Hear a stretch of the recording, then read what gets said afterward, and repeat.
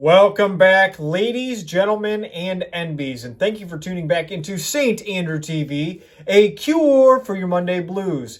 I am, of course, your host, Andrew, and today we're going over another Old West holster position. Well, I am hitting into town here that prohibits the carrying of firearms within city limits. However, that doesn't mean that I don't want to pack a little iron, because I am going to a card game with some less desirables in attendance.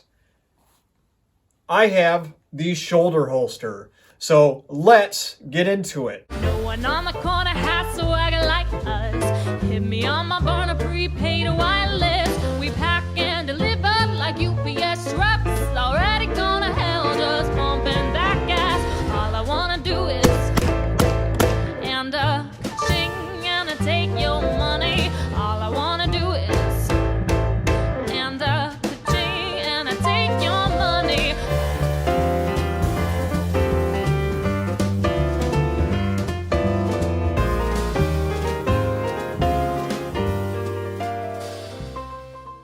So as the West became more civilized in the 1850s, more and more towns made it illegal to carry iron inside of city limits. Cite Ordinance Number 9 in Tombstone, Arizona in 1881, which outlawed the carrying of a deadly weapon. To be exact, to provide against the carrying of a deadly weapon, enter the shoulder holster. Now, the original design of this holster dawned around the 1870s, and it was called the Texas pattern. It sat up underneath your arm, and the pistol was in an upright position. And it was made popular by a man of the name of Ben Thompson, who was a gunfighter, gambler, and lawman from Texas. Well, he was from England originally. He was born there, but his family moved to Austin when he was 8 years old. Ben Thompson wore this style, and he was considered a shooter from Texas. So the idea behind the shoulder holster was to have access to a large caliber handgun, but also keep it concealed. This could be placed under a jacket or a coat, but also appearing to abide by the laws of the town or city that you have just entered. This was very popular amongst the gamblers of the groups that we know in the Victorian era, because it allowed them to have some form of protection during that time. And I do know that even civilians at that time probably wanted some form of protection when going into a more dangerous area of the country.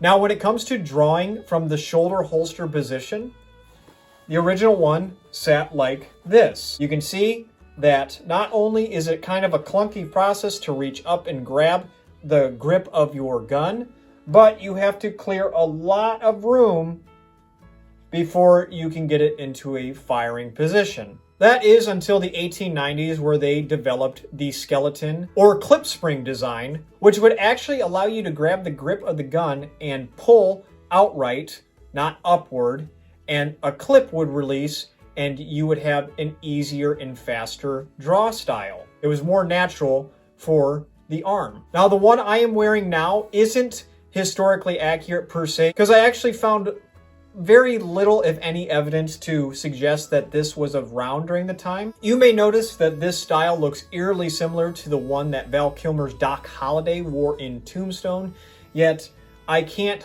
officially say I am historically accurate with this one. Now, this draw style, I must say, is rather comfortable. I do enjoy the thin leather straps that go over my shoulder and around my midsection that evenly distributes the weight of the gun, and it's almost like it's not even there. And as we talked about earlier, this does provide concealment. This is a cross draw position just higher up on my body. So if you'd like to learn what it is like to draw from this or the cross draw position, there is a video on my channel that goes over the cross draw. With that being said, that is pretty much all there is to unpack about the shoulder holster.